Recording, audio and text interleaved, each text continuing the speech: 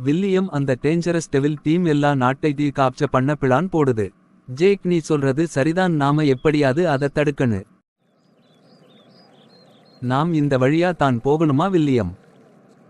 ஆமா, இந்த வழியா போனா ஒரு ஸ்னோபாலரும் அங்கதான் ராபர்ட் கிளைவோட மறைவிடம் இருக்கு. சார், யாரோ 2 பேரு நம்ம எடுத்து நோக்கி வந்துட்டு இருக்காங்க சார். சிசிடிவிய பாருங்க.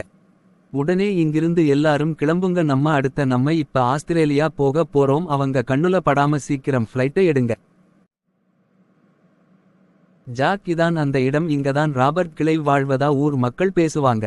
அந்த ஒரு குகை தெரியுதா? அங்க தான் ராபர்ட் கிளைவ் வாழ்கிறான்.